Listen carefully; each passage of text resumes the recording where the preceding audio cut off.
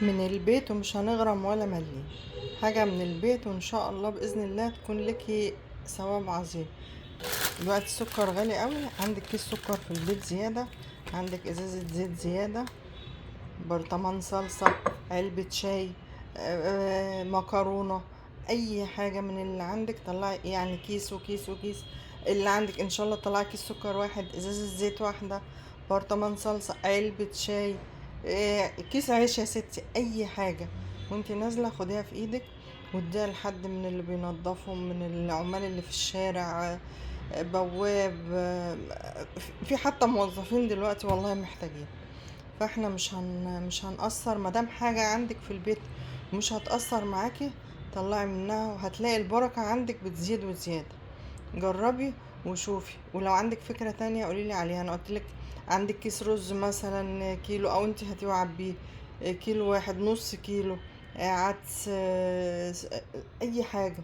الغلة دلوقتي اللي بليلة بس هتديهم معاها كيس اللبن تجيبي كيس اللبن. حاجات كتير، يعني افكار كتير ممكن نفكر فيها ومن جوه البيت، من قلب البيت. سكر، زيت، شاي، مكرونة، عدس، فول، لوبيا، فاصوليا اللي هي الناشفة الجافة دي، اي حاجة اي حاجة. حتى وانت بتشتري الخضار لو هتجيبي ليكي كيلو، هاتي مثلا نص خيار ونص طماطم ونص فلفل، اديهم لحد برضو من العمال دول. افكار كتير والله مش هنغلب يعني. اللي قادر بقى يزود، اللي قادر يزود. وانت بتجيبي فراخك بتاعة الاسبوع، وانت بتجيبي لحمتك اعملي حساب حد فيها. السمك نفس الحكاية.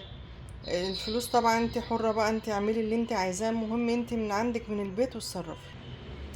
مش حاجات المطبخ بس. جبتي هدوم جديدة، افتحي الدولاب طلعي هدومك اللي انت مش محتاجاها، او وطلعي الحاجة اللي انت بتحبيها، طلعي حاجة من اللي انت بتحبيها عشان ربنا يديكي اكتر من اللي انت بتحبيه وبتتمنيه.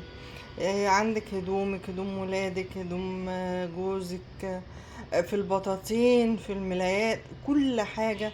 تجيبي حاجة، طلعي حاجة من اللي انت بتحبيها، طلعي وشوفي كرم ربنا بقى والبركة اللي هتعم في البيت قد ايه. حاجات كتير قوي عندك ممكن في المطبخ كمان بنجيب وبنعمل.